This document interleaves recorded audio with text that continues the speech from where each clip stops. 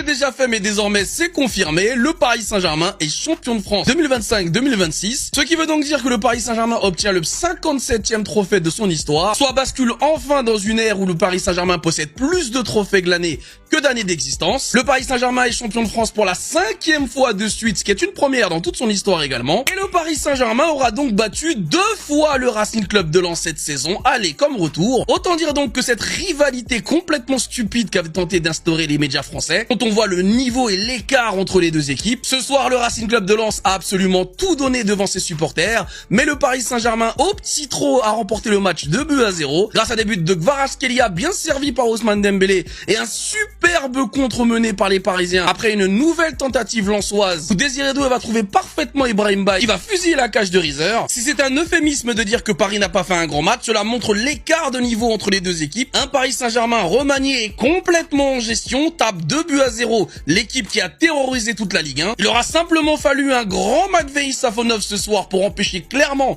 les Lensois de faire quoi que ce soit offensivement. Si Lens a fait une très belle saison et encore une fois on n'a rien à leur reprocher, l'ambiance qu'a essayé d'instaurer les médias français à vouloir absolument nous expliquer que le report du match entre les deux équipes aurait fait une quelconque différence. Au final, quand on fait le bilan, on se rend bien compte que non. Il ne reste plus qu'un seul match en Ligue 1 pour le Paris Saint-Germain, le derby à Jean-Bouin face au Paris FC, qui a déjà son lot de polémiques, puisque bien que les deux stades soient à 40 mètres d'écart, la Ligue ne veut pas que le Paris Saint-Germain fasse ses célébrations au Parc des Princes et souhaite que le PSG le fasse dans le stade du Paris FC, soit avec une capacité moins grande que le Parc des Princes, alors qu'encore une fois, la distance qui sépare les deux stades n'est seulement que de 40 mètres. Là on peut dire champion mon frère maintenant. Là on peut dire. A été méprisé, jugé, moqué toute sa carrière. Pourtant, Ousmane Dembélé a l'occasion d'avoir la carrière la plus légendaire de l'histoire du football. Et ce n'est absolument pas une blague, puisqu'Ousmane Dembélé, qui a déjà remporté la Ligue des Champions, le Ballon d'Or et la Coupe du Monde, est dans un club très fermé avec 9 autres joueurs qui ont fait aussi bien que lui. Mais à l'occasion de cette fin de saison, où il va disputer la finale de la Ligue des Champions face à Arsenal avec le Paris Saint-Germain, il va également disputer sa 3e Coupe du Monde avec l'équipe de France. Et si d'aventure, la finale de la Ligue des Champions et la prochaine Coupe du Monde devait bien se passer pour Ousmane Dembélé, il pourrait être récompensé en fin de saison d'un 2e Ballon d'Or et un 2e Ballon d'Or consécutif s'il vous plaît, ce qui le placerait à un panthéon extrêmement haut en termes de legacy, puisqu'à l'heure actuelle dans le football, aucun joueur n'a réussi à obtenir au moins 2 Coupes du Monde, 2 Ligues des Champions ainsi que 2 Ballons d'Or. Là où les gens se posent encore des questions sur son positionnement en équipe de France et s'il est légitime pour porter les Bleus à la prochaine Coupe du Monde, Ousmane Dembélé a l'occasion de complètement marquer l'histoire du football à jamais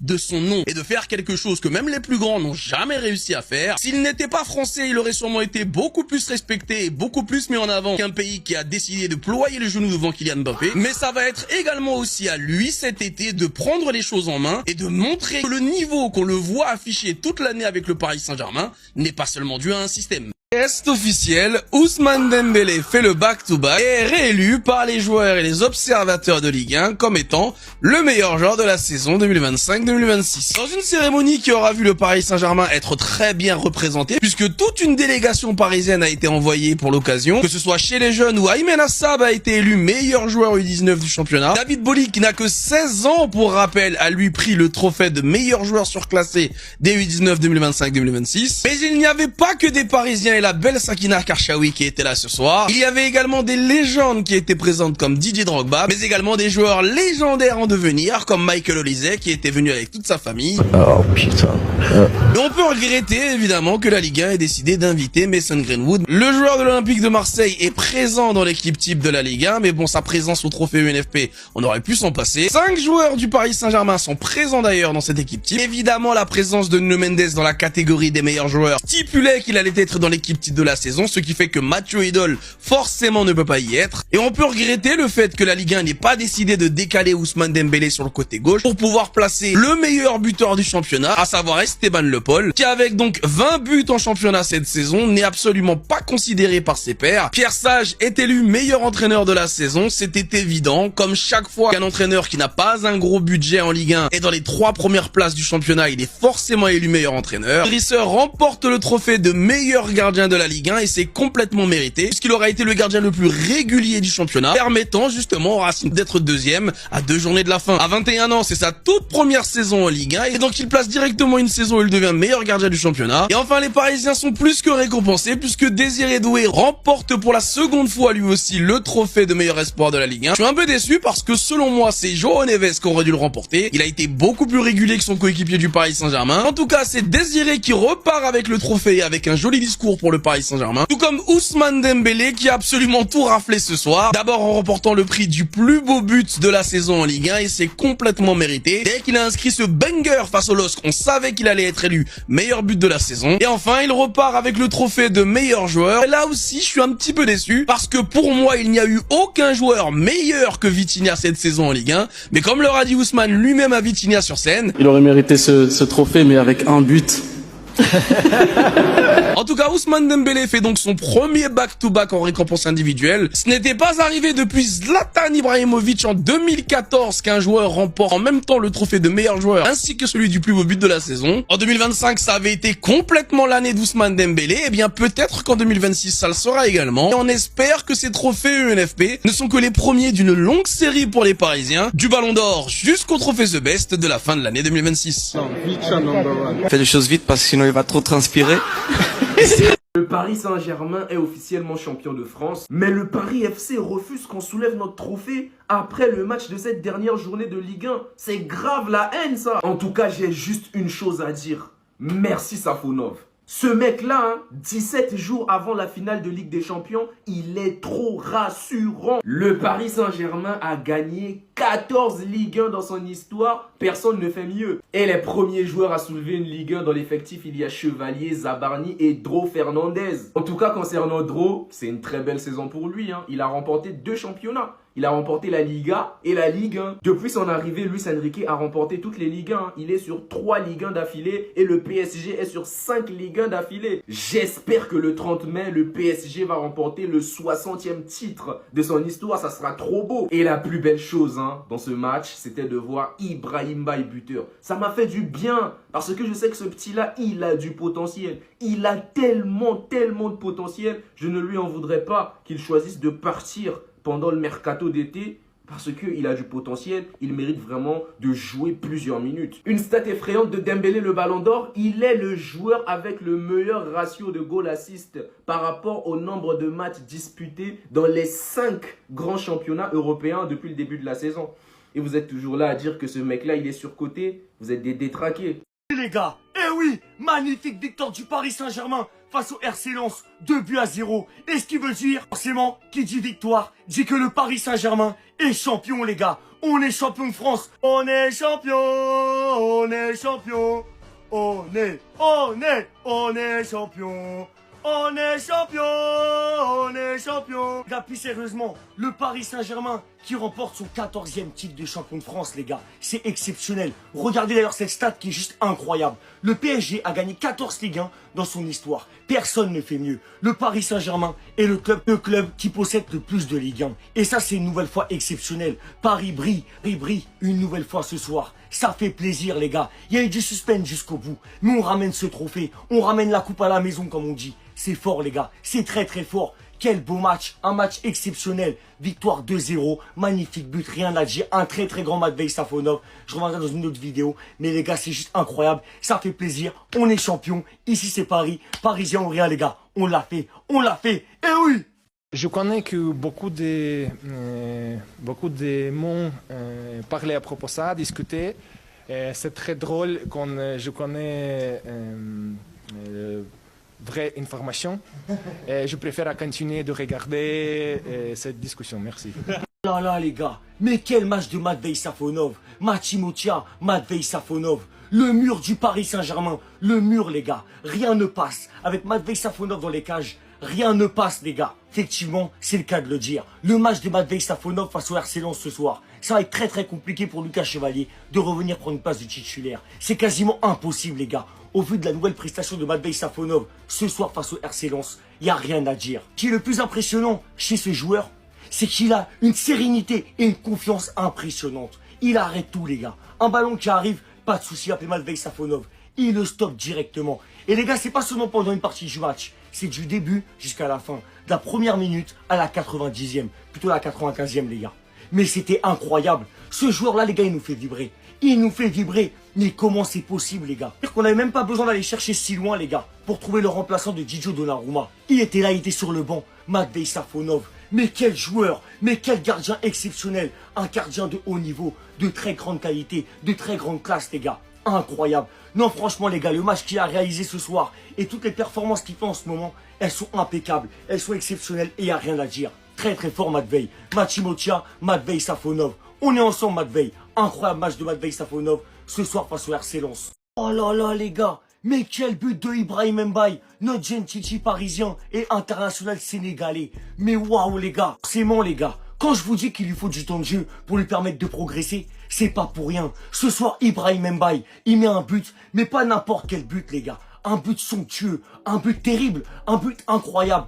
Une barre transversale en toute fin de match qui vient officialiser ce titre de champion de France pour le Paris Saint-Germain. Mais les gars, je vous le dis, il rentre en cours de jeu, buteur, il n'y a rien à dire. En plus de ce but somptueux, de ce but incroyable, de ce but qui va rentrer dans la légende, Ibrahim Mbaye, il a apporté quelque chose de grand au Paris Saint-Germain ce soir. Et c'est ça qu'on veut. C'est ça qu'on veut voir. Un joueur qui a âgé seulement de 18 ans, les gars. Et à 18 ans, on sait très bien qu'il possède un palmarès exceptionnel. Forcément, au fur et à mesure de jouer, de prendre du temps de jeu, de prendre de l'expérience, Ibrahim Mbaye, les gars, croyez-moi, dans les prochaines années, dans les prochains mois, ce que vous voulez, ça va devenir un joueur exceptionnel. Déjà qu'au jour d'aujourd'hui, c'est impressionnant ce qu'il réalise. Alors je me dis dans quelques années, waouh les gars, waouh, quelle fierté d'avoir un joueur comme Ibrahim Mbaye au Paris Saint-Germain, formé chez nous les gars. Il sort de nos centres de formation, les gars, une pépite, impressionnant, c'est fort Ibé. On est ensemble et ce soir le but qu'il a mis les gars, je pense qu'il a mis tout le monde d'accord. Et un de ces buts, je m'en remets toujours pas, un banger, c'est fort Ibé. On est ensemble, ici Paris et Parisien ou rien, c'est incroyable.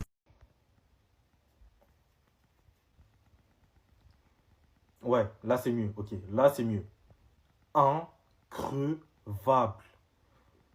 L'image que je viens de mettre là, c'est pas pour rien. Ils sont increvables. L'immortel Saint-Germain s'impose 2-0 au Stade Bollaert et est officiellement champion de France. Une victoire que l'IA Visifoot avait vue à 48%. Visifoot, pour ceux qui ne le savent pas, c'est une IA qui analyse des centaines et des centaines de données pour prévoir avec le plus d'exactitude, le plus de données possible les matchs de Ligue 1, de Ligue des Champions. J'en ai parlé dans l'avant-match, j'en ai parlé plein de fois sur mon compte, de Ligue 1, de Ligue des Champions, de Bundesliga, peu importe le championnat, tant que la Ligue est professionnelle, il y a du football féminin aussi, peu importe. Pour en revenir à ce que je disais, si j'ai mis cette image, c'est pas pour rien. Ceux qui ont joué à The Last of Us, ils savent. Si j'ai mis cette image, c'est pas pour rien. Ce Paris Saint-Germain-là, aujourd'hui, en fait, j'étais frustré. Je suis parisien, j'étais frustré comme si j'étais Lensois, comme si j'étais une autre. C'est-à-dire que pendant toute la deuxième période, surtout, je me dis, mais en fait, à quel moment ils vont mourir? À quel moment ces mecs-là, tu vas leur mettre un but? Comment? Ils sont immortels, ils sont increvables. Ça, c'est juste avant le but de Ibrahim Mbaye. 42 ballons dans la surface adverse pour le Racing Club de Lens contre 12 pour le Paris Saint-Germain. Ici, on voit 24 tirs à 9 pour le Racing Club de Lens, du coup 24 tirs à 10 vu que le Paris Saint-Germain a marqué après. Ici, on a les expected goals un peu après l'heure de jeu, donc on voit 1,91 pour Lens et un peu moins de 1 pour le Paris Saint-Germain. Ici, on voit les tirs cadrés à l'heure de jeu, 8 pour le Racing Club de Lens, 2 pour le Paris Saint-Germain. Ce Paris Saint-Germain-là, quand je vous dis qu'il donne la sensation d'être invincible, c'est réel. Ce Paris Saint-Germain-là, dans les gros matchs, en fait, tu te demandes, mais comment tu vas les tuer? Aujourd'hui, Lens, ils auront tout fait. Aujourd'hui, Lens, surtout en seconde période, ils auront été extraordinaires. Ils auront fait un match. Ils ne peuvent pas faire mieux, tout simplement. Tu ne peux pas leur demander de faire mieux. Mais ils ont manqué... En fait, j'allais dire, j'ai même pas envie de me dire qu'ils ont manqué de réalisme. Si, ils ont manqué de réalisme. Ils ont manqué de réussite aussi. Ils ont manqué beaucoup de chance. Ils touchent le poteau sur une frappe de l'attaquant lensois. Tu sais pas comment ce ballon-là, il touche le poteau. Pour moi, c'était but. Florent Thauvin marque. Il est hors jeu. Alan Saint-Maximin, il frappe. Safonov, il la sort. Tout le monde frappe. Safonov, il la sort. À un moment, Saint-Maximin, il frappe. Un ballon contré par Zabarni. En fait, ce tir-là, dans tous les mondes, Zabarni, il regarde le ballon comme ça, il finit dans son petit filet, but. Là, non, le ballon, il finit au-dessus. C'est-à-dire qu'aujourd'hui, et comme très souvent dans les gros matchs, ce Paris Saint-Germain-là, tu te demandes, mais comment tu vas les tuer? Comment c'est possible? Ils dominent, ils gagnent, tu les domines, ils gagnent, t'es meilleur que techniquement, ils gagnent, t'es moins bon que techniquement. Ils gagnent quand même, ils dominent, mais ils ratent que des occasions, ils ratent, ils vont quand même gagner. En fait, dans tous les scénarios, ce Paris Saint-Germain-là, ils vont gagner.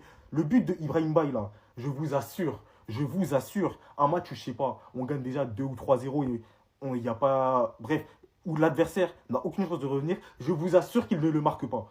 Là, c'est vraiment un but pour te dire, bon, assez rigolé, maintenant on vous punit, dans tous les cas, comme ça vous comprenez bien que vous n'allez pas gagner. MDR. MDR. 8 arrêts aujourd'hui.